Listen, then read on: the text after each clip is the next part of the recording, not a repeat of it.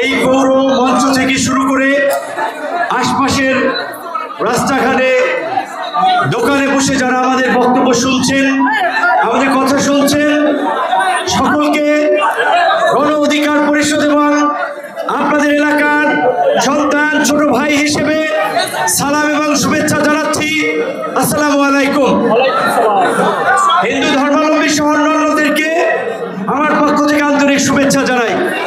আপনারা অনেকক্ষণ ধরে এইভাবে গা ঘেঁষে ঘেঁষে কষ্ট করে দাঁড়িয়েছেন। সেই বিকাল 4টা থেকে আমি যতদূর জানি, আপনারা জানেন যে 5 দিনের একটি সময়সূচি নিয়ে আমার শত ব্যস্ততার মাঝেও আপনাদের সাথে দেখা করার জন্য, আপনাদের কথা শোনার জন্য, আপনাদের আবেগ অনুভূতিকে সম্মান এবং শ্রদ্ধা জানিয়ে এই গলাচিপা 10 মিনার উদ্দেশ্যে রওনা হয়েছিলাম। কিন্তু শুক্রবার 17 তারিখ বাংলাদেশের একটি গুরুত্বপূর্ণ ঐতিহাসিক মুহূর্ত, আগামীর বাংলাদেশ কোন দিকে কিভাবে পরিচালিত হবে তার একটি রূপরেখা স্বাক্ষর হবে রাজনৈতিক দলসমূহের ঐক্যমতের ভিত্তিতে, যেটিকে আমরা জুলাই সনদ বলছি। বর্তমান সরকারের প্রধান উপদেষ্টার সভাপতিত্বে এবং তার নেতৃত্বে এই গণ অভ্যুত্থানের রাজনৈতিক দলসমূহকে নিয়ে একটি রাজনৈতিক দলিল বা সামাজিক চুক্তি বা সামাজিক সমঝোতা স্বাক্ষর হবে।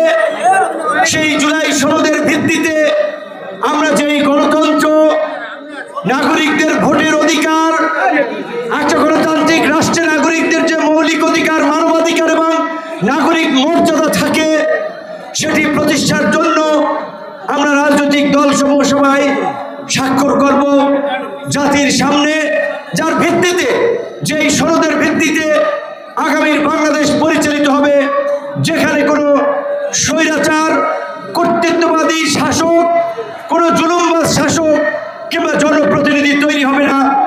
সেখানে আমাকে শুক্রবার থাকতে হবে। তার জন্য হয়তো আগামীকাল রাতেই ঢাকাতে রওনা দিতে হবে। না হলে আমার আগ্রহ ছিল আগে যেভাবে এসে বিভিন্ন বাজারের দোকানে আপনাদের সাথে মত বিনিময় করেছি, আপনাদের সাথে কথা বলেছি, সেইভাবে একটু খোঁজ খবর নেওয়া, আপনাদের সাথে দেখা করা, কিন্তু সময় স্বল্পতার কারণে এবার সেটি হয়ে উঠছে না। গতকাল কি দেখেছেন, আসার পথে পটুয়াখালীর একটি পথসভা, 10 মিনায় ঠাকুর বাজার এবং বেতাগিরি সহ 2টো পথসভা, এই আসার পথেও বিভিন্ন জায়গায় লোকজন ঘিরে ধরেছে গাড়ি, তারা একটু দেখতে চায়, কথা বলতে চায়। তাদের সেই সম্মান, শ্রদ্ধা, আবেগ, ভালোবাসার প্রতি আমাদের সম্মান দেখাতে হয়, যার কারণে এখানে আসতে অনেক লেট হয়েছে। আপনারা কষ্ট করেছেন, সেজন্য দুঃখ প্রকাশ করি। আমি যতদূর দেখতে পেয়েছি, এই বাম পাশের রোড থেকে পুরোটাই চলাচলের লোকে লোকারণ্য হয়ে গেছে। সামনের দিকে ডানে আপনাদের এই ভালোবাসার জন্যই জীবনের ঝুঁকি নিয়ে বারবার চ্যালেঞ্জ গ্রহণ করি এবং রাজনীতিতে আছি। আপনারা জানেন 2018 সালে ঐতিহাসিক কোটা সংস্কার আন্দোলনের মধ্যে দিয়ে এদেশের ছাত্র, যুবক, তরুণদের অধিকার আদায়ের যে লড়াই শুরু করেছিলাম। আমাদের সামনে অসংখ্য সুযোগ ছিল নিজেরা ভালো থাকার, পরিবারকে ভালো রাখার। অনেকেই বলেছেন চাইলে বিগত সরকারেরও এমপি হতে পারতাম, মন্ত্রী হতে পারতাম, কারণ ঢাকা বিশ্ববিদ্যালয়ে আমার অগ্রজ যারা ডাকসুর ভিপি ছিলেন, জিএস ছিলেন, অনেকেই ডাকসুর ভিপি জিএস থাকা অবস্থায় এমপি হয়েছেন, মন্ত্রী হয়েছেন, সরকারের পার্ট হয়েছেন। কিন্তু আমরা স্রোতের বিপরীতে মানুষের অধিকার আদায়ের জন্য লড়াই করেছি এবং সেই লড়াইয়ের কারণে, সংগ্রামের কারণেই আজকে দেশব্যাপী মানুষের একটা ভালোবাসা। আমি মনে করি যে এই ভালোবাসা আপনাদের জন্য একটি সম্মানের, যে আপনাদের এলাকার ছেলে, কারো সন্তান, কারো ছোট ভাইয়ের মতো যেখানেই যাবেন, বাংলাদেশের যেই প্রান্তে যাবেন, যদি পরিচয় দেন যে আমি ভিপি নূরের এলাকার লোক, মানুষ সম্মান করবে, দুটো ভালো কথা বলবে। নিশ্চয়ই এটি আপনাদের জন্য একটি ভালো লাগার, ভালোবাসার এবং সম্মানের। আমিও এই জন্মভূমি, যেই এলাকার মাটি কাদা পানির মধ্যে থেকে বেড়ে উঠেছি, সেই এলাকার মানুষের জন্য এরকমের একটি সম্মান আনতে পেরে আমিও গর্ববোধ করি, আমিও সম্মান বোধ করি যে অন্তত এলাকার মানুষের জন্য একটা সম্মান বয়ে আনতে পেরেছি। কিন্তু বাস্তবিক অর্থে পেটে যদি ক্ষুধা থাকে, শুধু ইন করে নতুন শার্ট প্যান্ট পরে ঘুরলে পেটের ক্ষুধা মিটবে না, তার জন্য খাবার প্রয়োজন।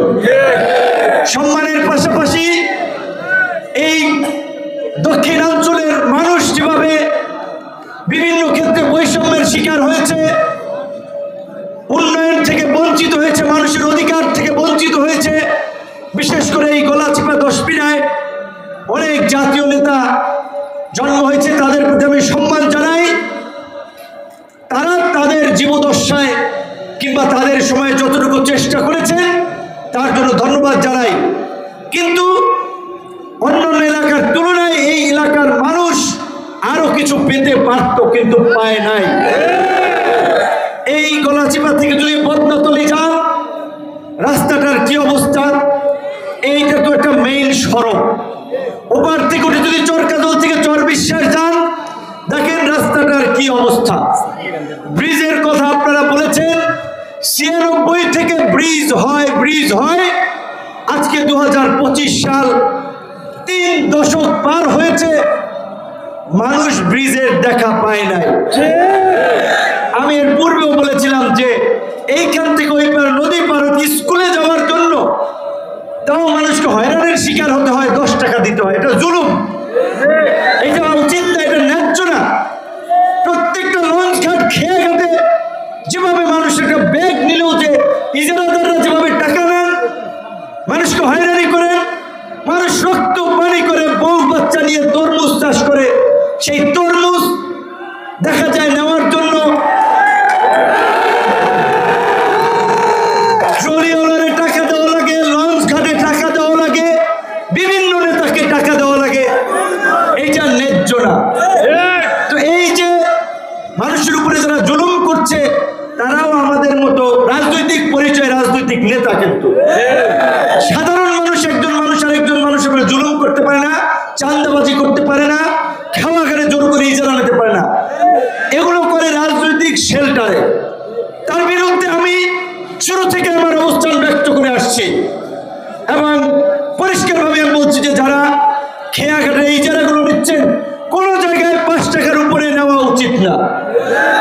এখন তাদেরকে যে থামাবো, ভাই আমি তো অফিসিয়াল জনপ্রতিনিধি না যে তাদের লাইসেন্সটা ক্যান্সেল করে দেব।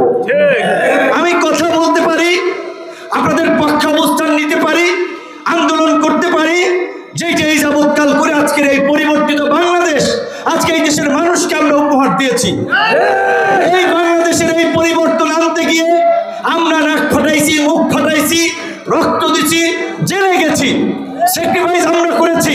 আমাদের রক্তের বিনিময়ে আজকে এই দেশে একটা নতুন ইতিহাস রচিত হয়েছে। এবং আপনারা দেখেছেন আমাদের সহকর্মী যাদেরকে হাতে ধরে রাজনীতি শিখিয়েছি, আমাদের শিষ্য বলতে গেলে তারা আজকে অনেক উপদেষ্টা হয়েছেন, মন্ত্রী হয়েছেন, আমাদের সৌভাগ্য আমার জন্য ব্যক্তিগতভাবে। এবং তারা সেই কৃতজ্ঞতা বোধ থেকেও কিছু কাজ করেছেন।